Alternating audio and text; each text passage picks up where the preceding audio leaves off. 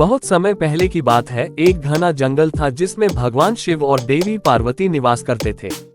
भगवान शिव को भगवा रंग बहुत प्रिय था और उनके वस्त्र हमेशा इसी रंग के होते थे।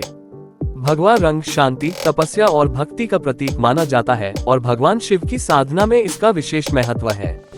एक दिन भगवान शिव और देवी पार्वती कैलाश पर्वत पर बैठे थे।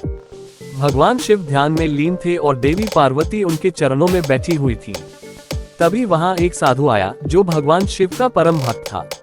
उसने भगवा वस्त्र धारण कर रखा था और भगवान शिव का ध्यान करता हुआ वहां आया था।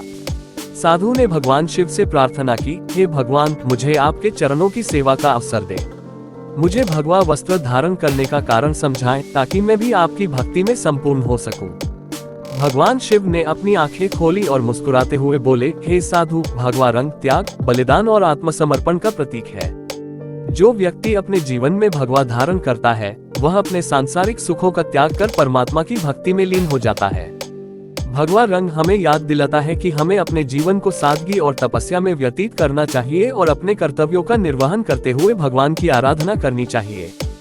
साधु ने भगवान शिव की बातों को ध्यानपूर्वक सुना और अपने जीवन में इन सिद्धांतों को अपनाने का संकल्प लिया।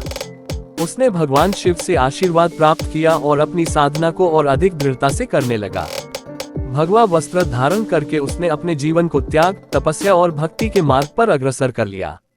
इस प्रकार भगवा रंग भगवान शिव के भक्तों के लिए प्रेरणा का स्रोत बन गया और सभी ने इसे अपने जीवन में अपनाकर भगवान शिव की भक्ति को और भी प्रगाढ़ किया। ये कथा हमें सिखाती है कि त्याग, तपस्या और भक्ति के मार्ग पर चलकर ही हम सच्ची शांति और ईश्वर की कृपा प्राप्त कर सकते हैं। भगवा रंग हमें इस मार्ग पर चलने के लिए प्रेरित करता है और भगवान शिव की भक्ति में लीन होने का मार्ग दिखाता है।